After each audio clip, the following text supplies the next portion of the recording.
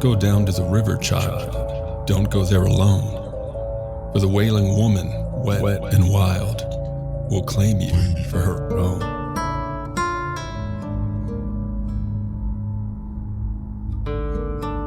What is up, party people? Max and Roq here to lead you into this Monday with a little bit of Mexican folklore here on 5 Minutes of Folklore, y'all.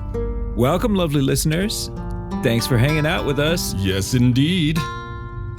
Our listeners will remember that bit of the La Llorona poem that we opened our original episode of the infamous Mexican wailing woman in season 2, way back in season 2. Love that episode. Way back in the day. Yep. Me too. You know, Max, I recall that episode, dude. That's when you were flexing about how you really didn't believe in La Llorona and how you'd like to meet her. That's not how I remember it. Face to face, you know, just so you could be sure that she was real.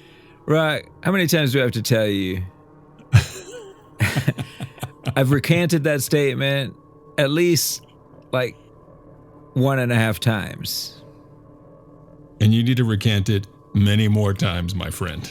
So obviously we're talking about La Llorona in this episode, or at least a variant of the La Llorona legend. On this here episode, we're going to introduce the Wailing Woman of San Benito, which is in the Rio Grande Valley here in Texas, more commonly or locally known as the Valley, Cameron County more specifically. Some amazing Mexican food in the Valley, right? 100%, my friend. I'll take the enchilada platter with a couple of Dos Equis Ambers, please. Okay, I'll posit the question. Who, or exactly what, is the Wailing Woman of San Benito? Well, we've established the where in the Valley here in Texas, and our listeners know the origins and legends of La Llorona. For those who don't, check out episode 15. So the La Llorona of San Benito is a variation on the larger legend? Well, let's just get into the story, shall we? Let's. All right.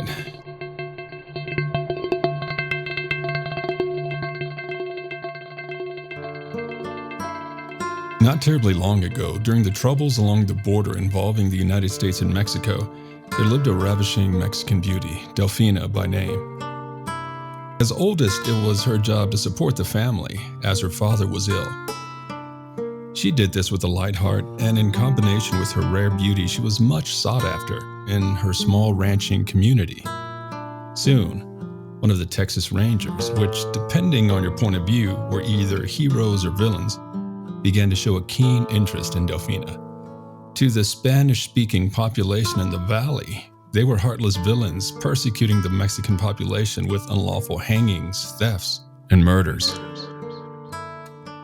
This young ranger, Lawrence Woods by name, was determined to marry Delfina, much to the objections of both their families. His wealthy family in Houston couldn't fathom the pairing, threatening to disinherit him, while her family looked to her as traitorous for marrying one of the horrible rinches who continued to oppress the Mexican people of the area.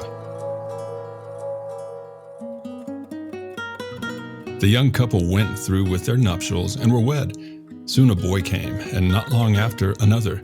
These were happy times for the young couple, who lived in a modest house, and Lawrence was often out on patrol, while Delfina raised the boys and did laundry to supplement their income.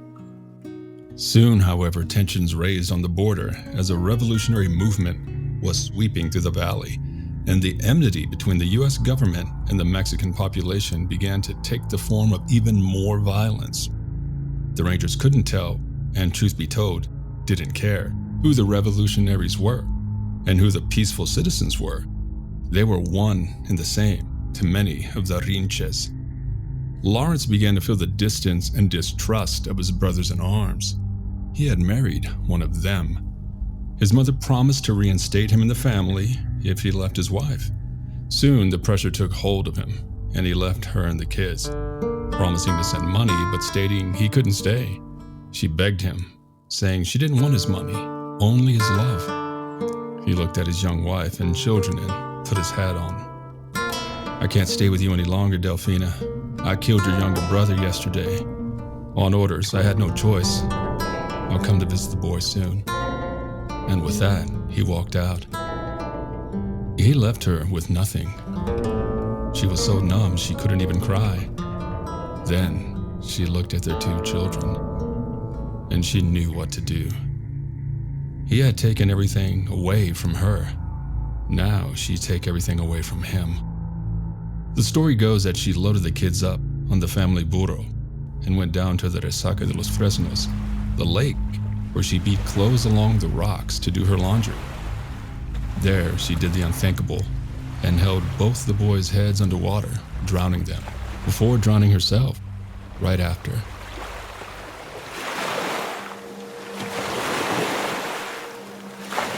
It was said that Lawrence found the boys' bodies floating in the water. Soon after, 2 of Delfina's sisters were found drowned in the Resaca, and witnesses claimed they saw a pale woman who wailed and cried, asking for her children who walked along the shore. They said it was Delfina's ghost and that she dragged both of her sisters into the water, drowning them. Lawrence, the Texas Ranger, returned to Houston a broken man who drank often and was killed walking along the railroad tracks one night. His sad phantom is said to walk the rail yards there still. And Delfina, she's still sighted to this day, a woman, spectral and floating above the water, or walking along the shore. Now, those foolish enough to walk the lake on moonless nights claim to have heard cries and wails coming from the water, and many have seen the slim, pale woman whose face is a twisted mask of rage and screams into the night, "Where are my children?"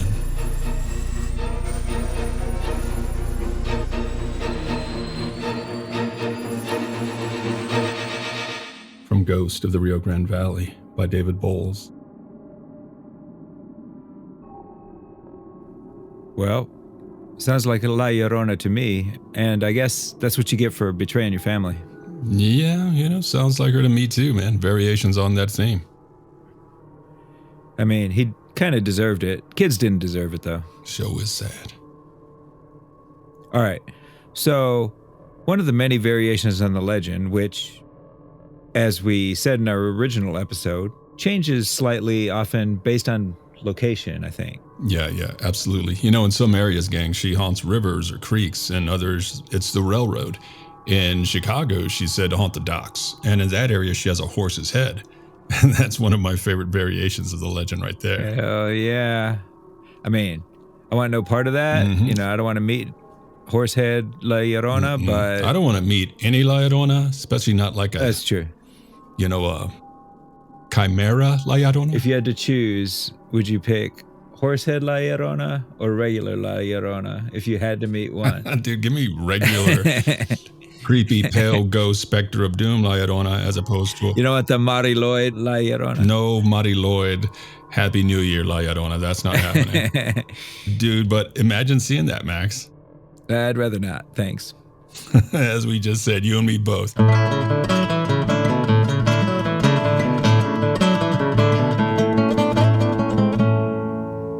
Gang, now with that little bit of lore, we are done, and thanks for joining us on this here episode of 5 Minutes of Folklore. If you'd like to support the podcast, please visit us at patreon.com/nightmarespodcast. New content awaits.